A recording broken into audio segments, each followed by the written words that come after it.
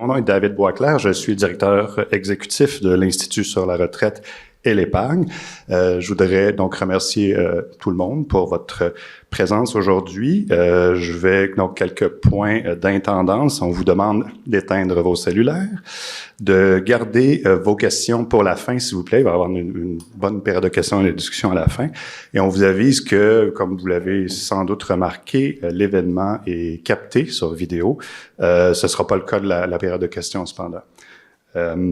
Je passe la parole à notre animateur, donc un de nos deux intervenants aujourd'hui, qui est Bernard Morancy, qu'on a la chance d'avoir avec nous comme professeur associé à HEC Montréal, où il collabore avec nous à l'Institut.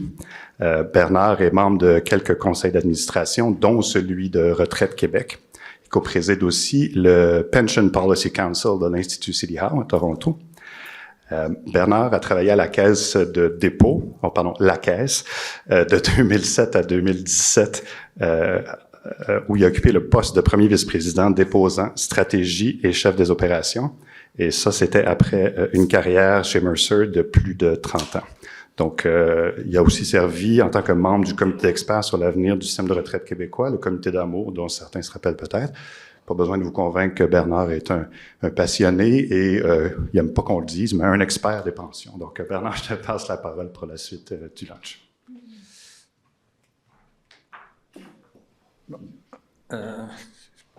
Parfait. Alors, merci, David. Alors, comme vous avez pu voir, si vous avez regardé le petit pamphlet sur l'Institut, notre mission à l'Institut, c'est d'aider les décideurs publics puis le secteur financier à mieux comprendre les défis liés à la retraite, à l'épargne et à l'assurance. Pour faire ça, on s'appuie sur de la recherche académique et on publie cette recherche-là. On la rend disponible à tous les décideurs. Alors, avant de passer la parole à Benoît qui va nous parler de sa recherche sur les tendances en matière de couverture et de valeur économique des régimes de retraite, je profite de l'occasion pour attirer votre attention sur 3 autres publications qu'on a faites dans les 6 derniers mois sur la même thématique de l'épargne individuelle. La première portait sur l'impact des régimes volontaires d'épargne retraite, les RVER. Elle a été produite par David et 2 de ses collègues, Xavier Dufour-Simard et Pierre-Carl Michaud. Alors, vous vous rappelez que la loi sur les RVER, elle a été adoptée en 2013 et elle oblige les employeurs de 10 employés et plus à offrir un régime collectif d'épargne à leurs employés. Alors, le but de l'étude, c'était de voir, 10 ans plus tard, est-ce que ça a eu un impact sur le niveau d'épargne des Québécois, l'arrivée de cette loi-là. Alors, on a vu qu'à la fin 2024, il y avait un petit peu 12 265 employeurs qui avaient mis un régime volontaire d'épargne retraite en place depuis que la loi a été promulguée et qu'il y avait à peu près 105 000 Québécois qui y cotisaient. Alors, en regardant les statistiques, David et son équipe sont arrivés à la conclusion que oui, il y avait eu une hausse de l'épargne enregistrée au Québec depuis l'arrivée des régimes volontaires d'épargne retraite, tant au niveau du nombre de cotisants que des cotisations versées. Donc, en moyenne, les Québécois versent à peu près 0,5% de plus suite à l'arrivée des RVER. Donc, il y a eu définitivement un impact positif de cette loi-là. Puis ça tient pas compte du fait que certains employeurs, plutôt que de mettre un RVER en place, ont mis un RIR collectif ou un CELI collectif. Donc, on n'a pas capturé les épargnes additionnelles qui viennent de ces véhicules-là. Donc, il y a définitivement eu un impact. Il reste que c'est un impact qui est assez modeste quand même sur le niveau de préparation des Québécois à la retraite. Et dans le document, David et ses co-auteurs font quelques propositions pour améliorer l'efficacité des RVER. Il est intéressant de voir que dans son dernier budget, celui qui date de moins d'1 mois, M. Girard a mentionné des changements à la loi des RVER. Certains d'entre eux visent les frais maximum qui peuvent être chargés, mais aussi il a lancé l'idée d'une réflexion sur la mise en place d'un RVER public. Alors, qu'est-ce que ça veut dire en pratique?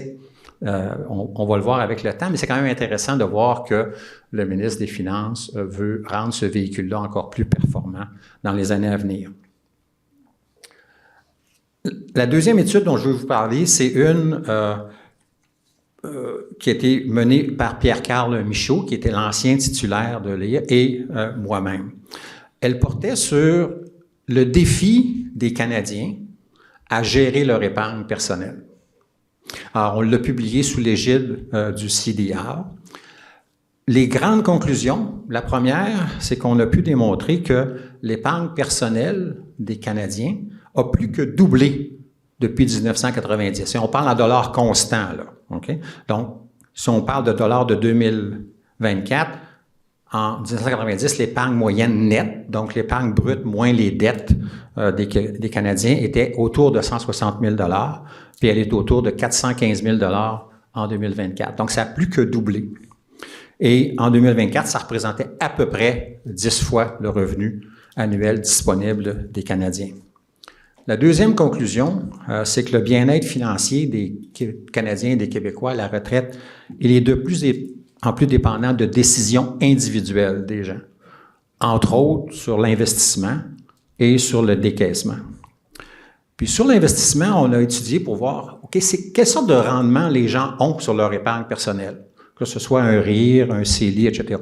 Donc, on n'a pas pu trouver de bonnes statistiques pour les RIR, mais on en a trouvé pour les CELI.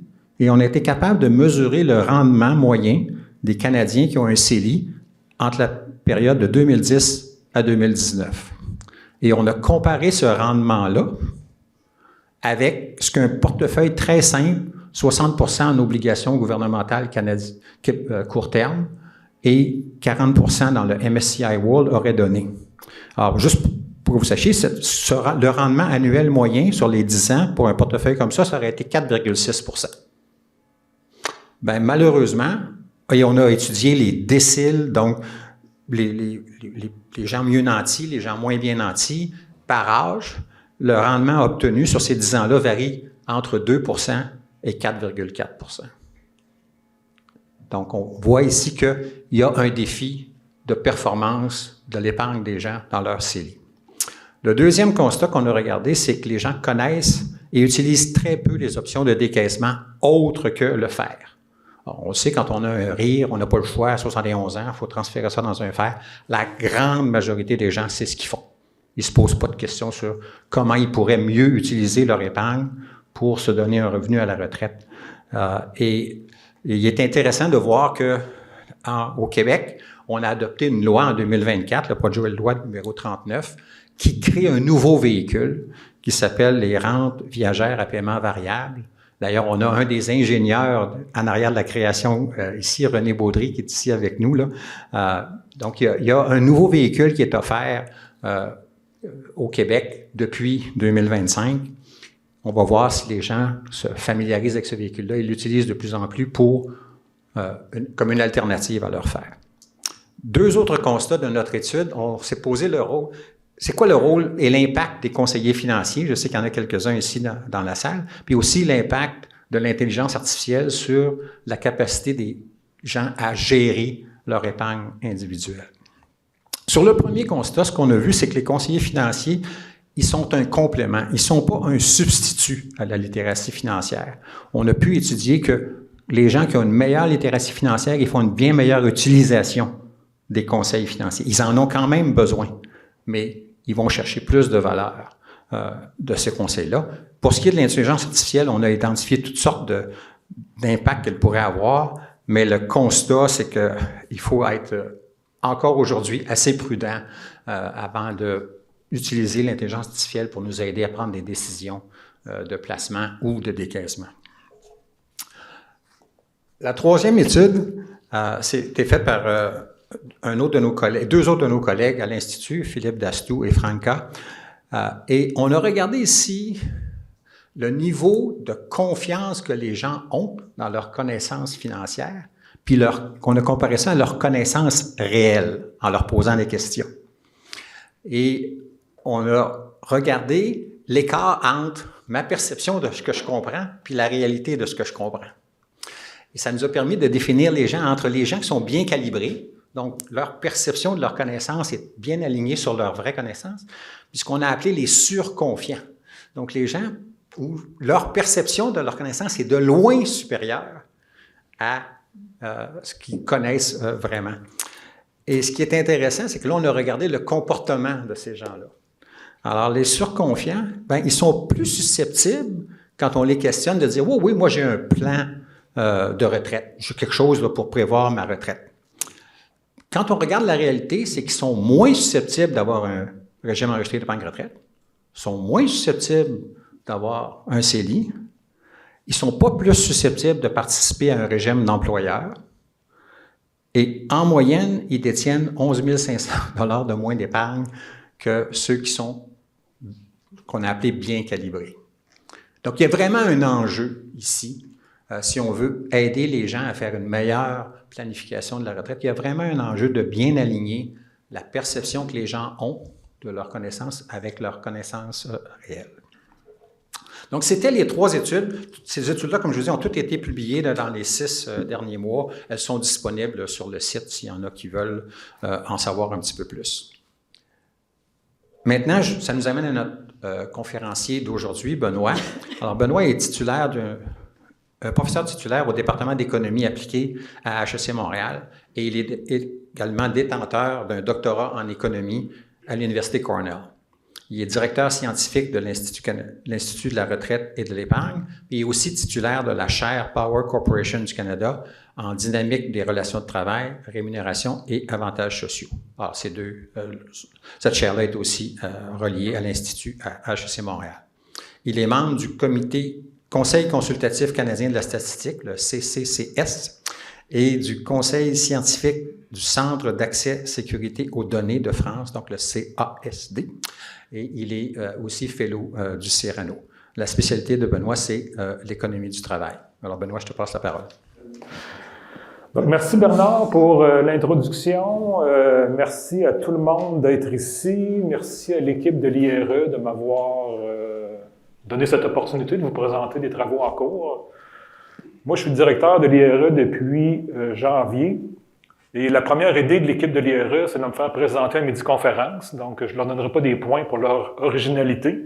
Mais voilà, donc me voilà. Et vous êtes pognés avec moi aujourd'hui. Je vais vous présenter des travaux en cours. Donc, toute rétroaction à ce stade-ci serait très appréciée. Où j'essaie de répondre à 3 questions principalement. Donc, d'ici les 20-25 prochaines minutes, vous allez avoir des éléments de réponse à ces questions-là. Donc, quelle est l'évolution du taux de couverture des régimes de pension des employeurs? Quelle est la valeur que les employés accordent à ces régimes? Et quel est l'impact de ces régimes sur certaines mesures de performance au niveau de l'employeur? Là, je m'intéresse présentement au roulement de la main-d'œuvre ou sur la mobilité des travailleurs. Ce que je vais utiliser principalement pour répondre à ces questions-là, c'est une banque de données que vous connaissez déjà ici pour la plupart. Régime des pensions au Canada, donc au PPIC en anglais, Pension Plans in Canada.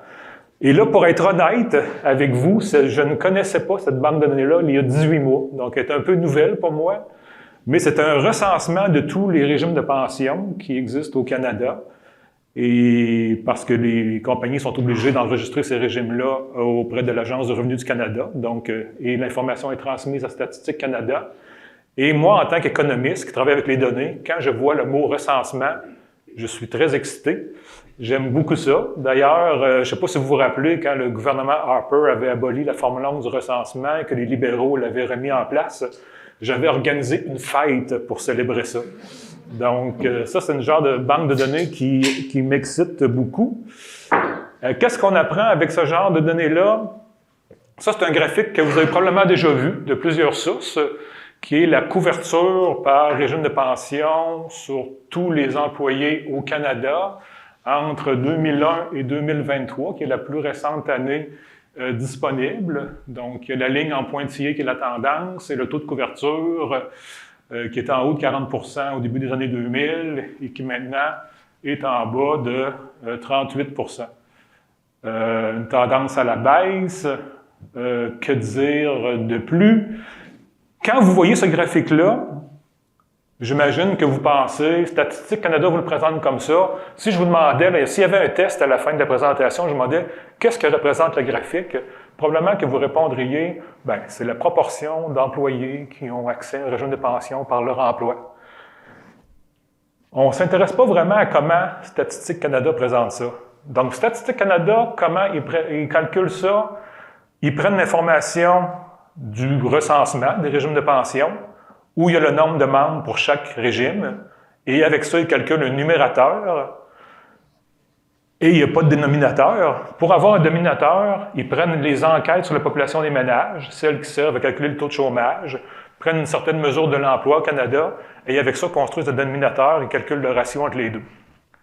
Ils font quelques ajustements pour les forces armées, les territoires, ceux qui sont en travail autonome et qui n'ont pas accès à des pensions. Mais, je ne sais pas là, si vous êtes mal à l'aise, mais moi, je suis mal à l'aise parce que j'aime bien que mon numérateur soit relié à mon dénominateur. Donc, si je voulais avoir la couverture des régimes de pension ici dans la salle, je poserais la question à chaque personne, êtes-vous couvert par régime de pension? Oui, non.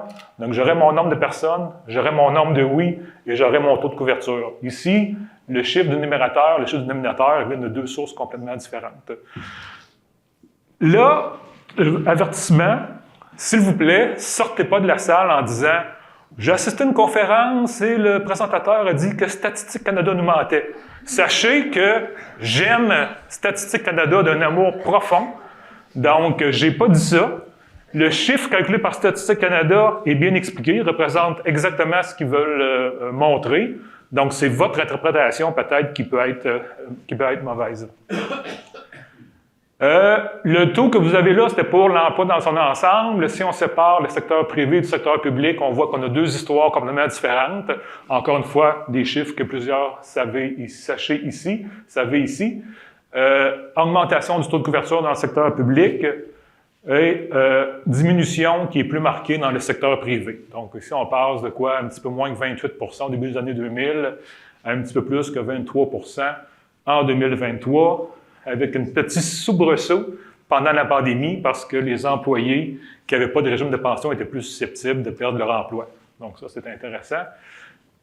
Donc ça, c'est ce qu'on apprend du recensement PPIC, selon les chiffres qui sont présentés par Statistique Canada et qui sont repris par différentes organisations aussi pour... j'ai vu ces chiffres-là dans le bulletin de l'Office des actuaires, j'ai vu ces chiffres-là dans d'autres groupes de réflexion qui s'inquiètent de cette baisse-là. Notre principale contribution, jusqu'à présent, nous, c'est de convaincre Statistique Canada de prendre ce recensement-là et de l'appareiller à cet ensemble de données-là qui s'appelle la Banque canadienne dynamique employeur-employé. Donc ça, c'est un environnement de couplage de Statistique Canada qui est basé sur des fichiers fiscaux. Vous voyez les T1, là, c'est le temps des impôts. Tout le monde a un T1 en tête, ou vous l'avez bientôt. Donc, le T4, qui est le relevé d'emploi, puis il y a les T2, qui sont les rapports d'impôts des entreprises. Donc, avec cet ensemble de données-là, je peux travailler sur l'économie canadienne avec des données détaillées sur le revenu des individus, la performance de leur entreprise et le revenu d'emploi des individus. Moi, c'est un ensemble de données assez extraordinaire, tous ces fichiers fiscaux-là. Je l'ai utilisé par le passé pour... vous voyez ici, il est où, à quelque part, il y a la base de données IMDB, ça c'est tous les immigrants au Canada sont dans cette base de données-là. Donc j'ai étudié avec des co-auteurs, Jiang Li, Daniel Parent, David Card, comment les immigrants et les natifs s'adaptaient au marché de l'emploi. Avec l'équipe de Robert Gagné, on a étudié l'impact sur les taxes sur la masse salariale, sur les résultats des employeurs, sur les employés. Donc c'est un ensemble de données assez riche qui permet toutes sortes de questions de recherche. Et il se trouve que dans le relevé d'emploi, le T4, il y a une petite case qui indique le régime de pension. Donc, on a convaincu Statistique Canada d'ajouter le recensement des régimes de pension à cet ensemble de données-là, ce qui va nous permettre plus tard d'essayer d'évaluer l'impact des régimes de pension sur le revenu ou sur le résultat des entreprises. Attention, ici, quand je dis qu'on a réussi à convaincre Statistique Canada c'est plutôt payé, Statistique Canada, pour qu'ils fassent ça. Donc, il a fallu trouver des fonds pour permettre cet appariement-là, on a réussi à trouver ça auprès du Global Risk Institute dans un autre projet, donc on les remercie pour ça. Et là, c'est maintenant qu'on a payé Statistique Canada pour que l'ensemble de données existe. N'importe qui voudrait utiliser cet ensemble de données-là le pourrait, à condition de travailler dans les conditions de Statistique Canada qui le permettent. Là. C'est dans des laboratoires sécurisés. Évidemment, c'est des données très sensibles là, sur l'impôt. Nous, on a accès à des fichiers anonymisés, mais quand même, il y a des risques de divulgation là, qu'on veut éliminer. Donc, nous, avec ça, en focusant sur le secteur privé, donc moi, j'utilise l'appariement entre le recensement des régimes de pension et le relevé d'emploi. Donc là, je choisis un emploi par employé, donc son emploi le plus payant. Donc, chaque observation, on la voit une fois. Et là, ça me permet de calculer un taux de couverture, qui est la ligne du bas, ici, la ligne bleu pâle, qui est parmi tous les employés au Canada. Donc, j'ai accès à l'univers, tous les employés au Canada. Quel est le nombre qui ont un régime de pension sur le dénominateur? Donc, c'est vraiment comme si je faisais mon enquête dans la salle en vous demandant à chacun si vous avez un régime de pension ou non. Ce que vous pouvez voir, c'est que mon taux de couverture qui est là est beaucoup plus bas que le taux officiel que je vous ai montré tantôt. La ligne que vous avez vue tantôt, c'est la ligne verte foncée en haut. Donc, ce que ça veut dire, c'est que jusqu'à présent, votre idée du taux de couverture des régimes de pension, que vous avez des publications officielles, des cours de réflexion, est probablement pas représentative. Si vous posez la question, parmi tous les employés à temps plein qui travaillent, qui ont un emploi et qui ont accès à des régimes de pension, quels sont ceux qui ont vraiment un régime de pension pour leur emploi principal? Il y a une petite chose sur laquelle je ne veux pas passer trop de temps. Il y a une ligne bleue foncée entre les deux. Ça, c'est dû à quoi? C'est parce que lorsque Statistique Canada fait l'appariement entre les deux sources de données, c'est pas parfait. Il y a des T4 où le numéro de régime de pension n'est pas le bon. Donc, il y a beaucoup de régimes de pension qui sont dans le recensement pour lesquels ils ne trouvent aucun T4.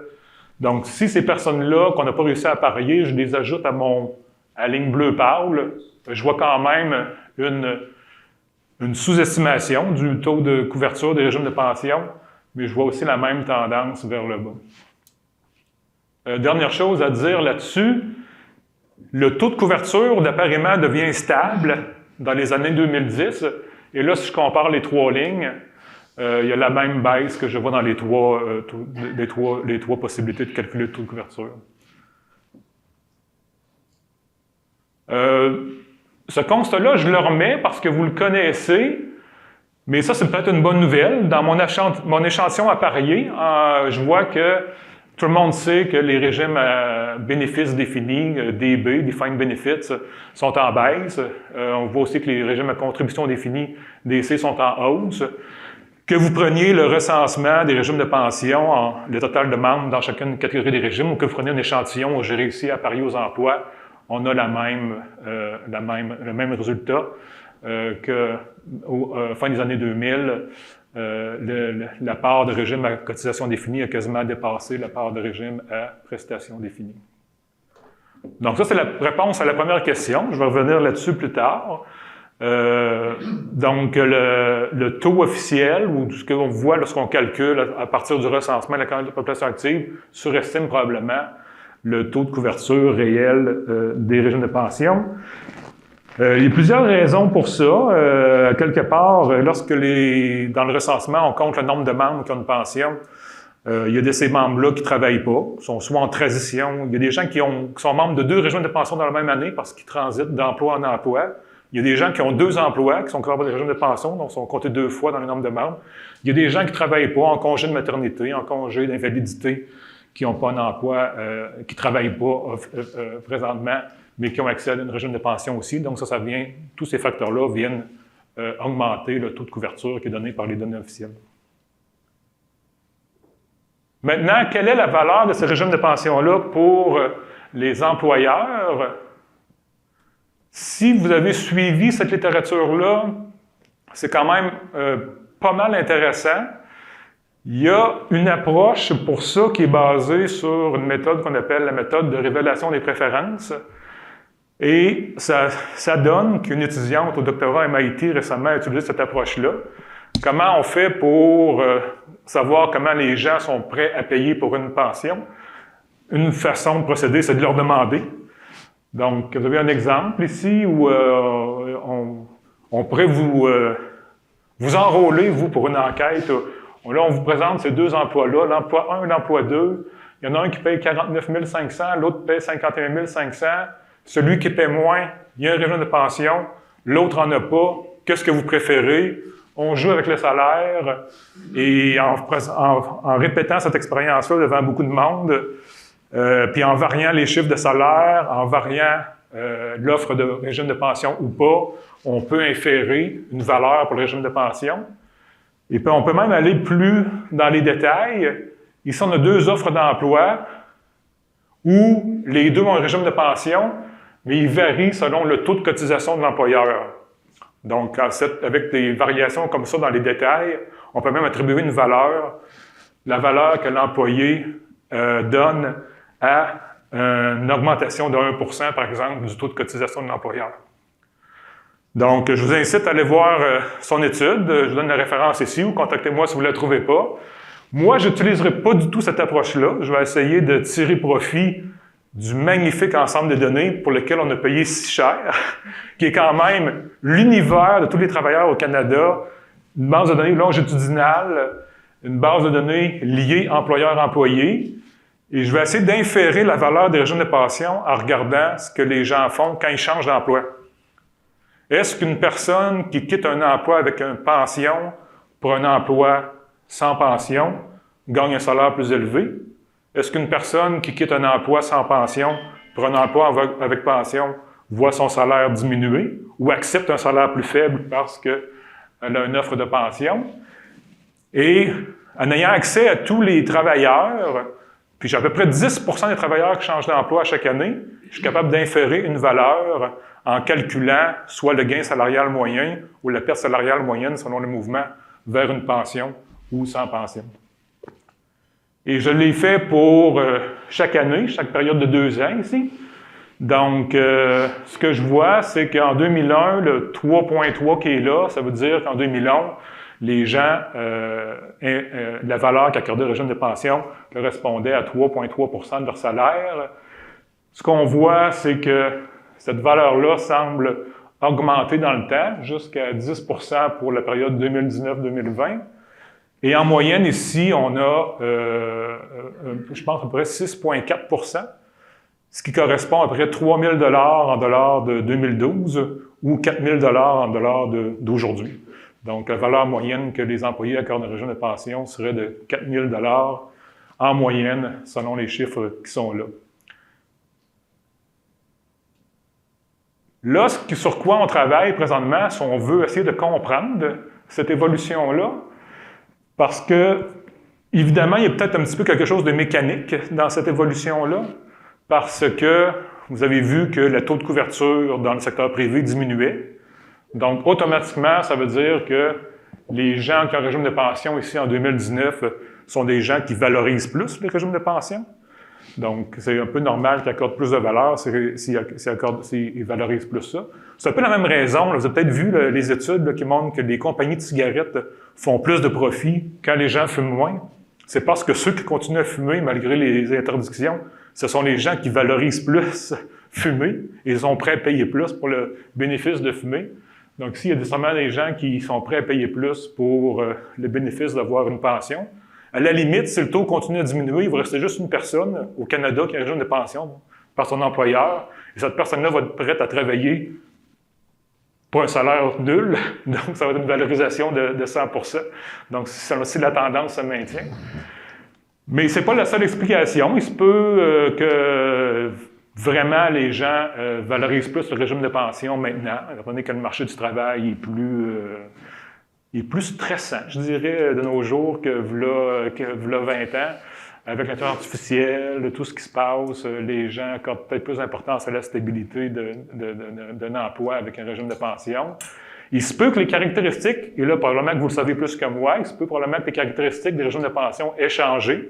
Et ça, c'est quelque chose sur lequel j'ai un professionnel de recherche qui travaille, mais là, il ne travaille pas parce qu'il assiste à la conférence. Là, donc, malheureusement, là, cette conférence est un frein à la recherche. Parce que, bon, peut-être que les taux de cotisation ont changé, peut-être que les caractéristiques, d'autres caractéristiques du régime ont changé et qui changent la valeur du régime. Si on fait ça pour les régimes à contribution définie versus bénéfices définis, ben on voit qu'il y a une augmentation plus marquée pour bénéfices définis, ceux qui deviennent plus rares. En moyenne, ici, on a peut-être 7 % du salaire pour bénéfices définis. On a 5,4 % du revenu pour contribution définie. Et par un hasard extraordinaire, le 5,4 % en moyenne pour les contributions définies est très proche du pourcentage trouvé par l'étude de MIT. Donc, j'étais assez curieux de voir ça parce que c'est deux méthodologies complètement différentes et on tend vers la même valeur pour la valorisation des régimes de pension. Donc, ça, j'avais trouvé ça bien intéressant. Mais on veut évidemment étudier plus en détail qu'est-ce qui explique cette évolution-là différenciée de la valorisation des différents types de régimes de pension. Il y a probablement d'autres versions de l'étude qui vont accorder la valeur aux éléments de détail du régime plutôt que seulement cette catégorisation-là en bénéfices définis, contributions définies.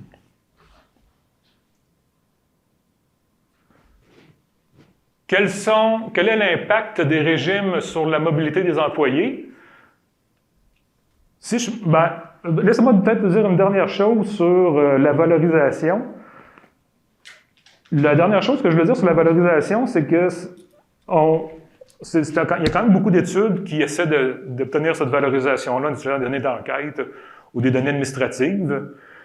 Et si vous regardez cette littérature-là, on a fait une petite revue de littérature, les résultats sont un peu, pour prendre une bonne expression française, là, all over the place.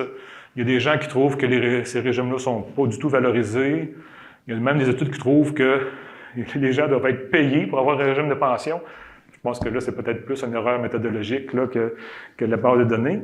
Mais il n'y a personne qui a vraiment étudié cette question-là avec un ensemble de données aussi détaillées, là, administratives, là, qui couvrent une population complète sur une aussi longue période, ce qui explique peut-être là, que nos résultats aient plus de sens.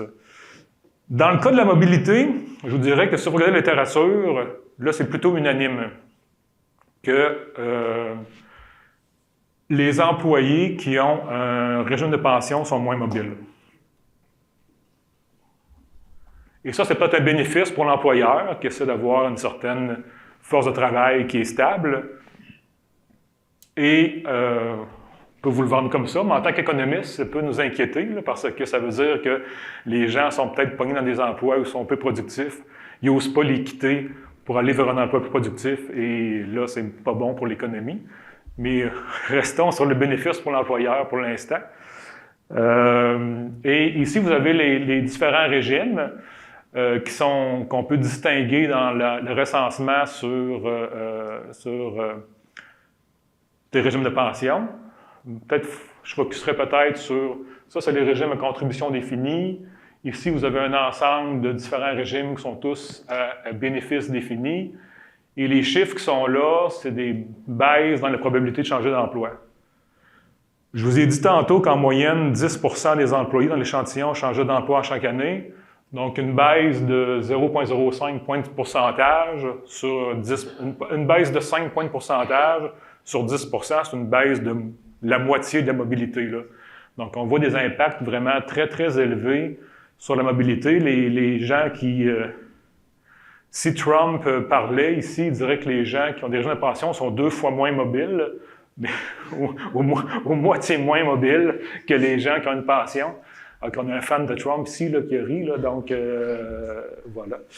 Et ici, même pour ce régime-là, qui est le bénéfice défini sur la moyenne des meilleures années de revenus sur l'ancienneté totale, une baisse de 7 points de pourcentage sur un taux de 10 %, c'est une baisse de 70 %, là, donc des baisses très élevées de la mobilité.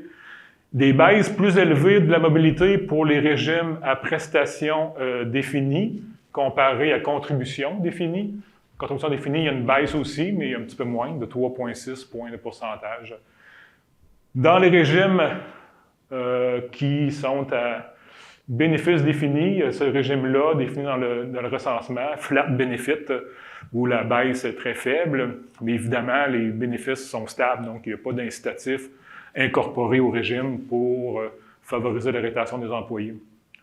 Ça, c'est un régime qui est très intéressant, parce que si vous allez voir l'article qu'on a fait, vous allez voir qu'il y a une valorisation quand même assez élevée, ce qui nous fait dire que les gens semblent bien valoriser que les travailleurs semblent bien valoriser ce régime-là.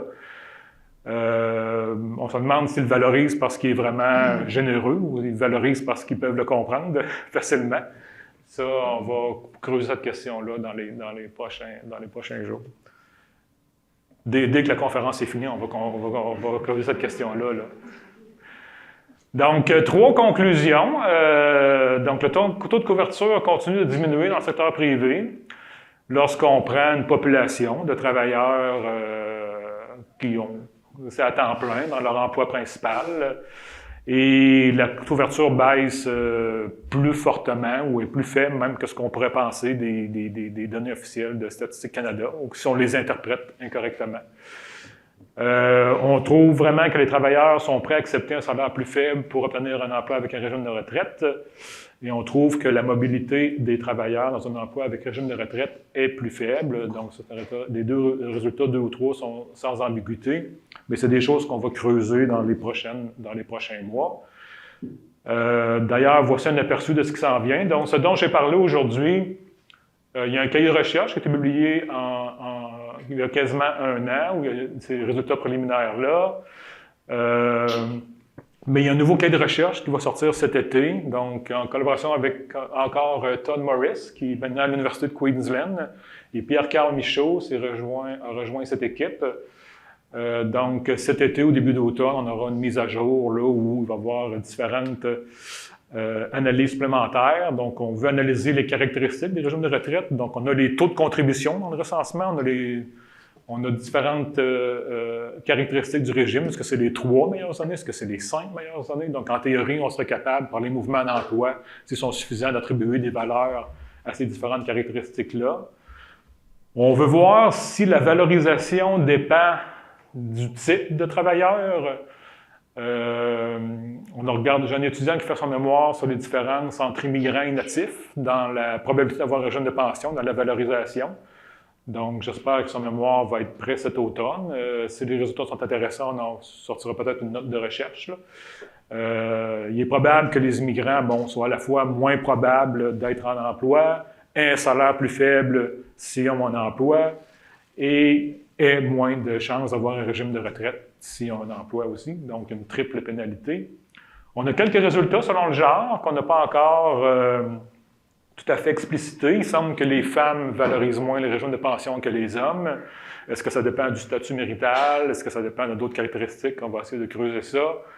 Si on regarde selon l'âge, on voit une valorisation plus élevée pour les travailleurs, je dirais, en milieu de carrière. Donc, une valorisation plus faible pour les travailleurs plus jeunes et pour les plus âgés. Donc, on va creuser aussi ces choses-là. Et on va regarder aussi l'impact des régimes sur d'autres mesures de l'entreprise, parce qu'on a d'autres choses dans les T2. On a la productivité, on a la survie de l'entreprise. On peut analyser l'impact du régime sur d'autres résultats. Et on voudrait un peu creuser, je suis pas mal bon, je n'ai pas encore mentionné le mot causalité. Donc, un économiste qui présente des résultats empiriques sans prononcer ce mot-là, vous êtes tous en train de texter là, sur votre surprise là, sur Twitter ou sur une autre plateforme. Ouais, Twitter n'existe plus, là. Sur Snapchat. Mais étant donné qu'on a 20 ans de données, on peut regarder les entreprises qui ont cessé d'offrir un régime de pension, qu'est-ce qui arrive avec leur trajectoire de revenus une fois qu'ils cessent, ou les entreprises qui adoptent le régime de pension, qu'est-ce qui se passe aux trajectoires de revenus qu'ils offrent lorsqu'ils commencent à ouvrir ce régime-là. On appelle ça des analyses événementielles, un petit changement. Donc, on va avoir des analyses événementielles qui vont aussi apparaître là, avec la prochaine recherche là, qui va être publiée. Et je crois que c'est tout ce que j'avais à dire là-dessus. Donc, merci de votre attention. Je pense que je suis quasiment dans les temps. Selon David, oui. Donc, merci.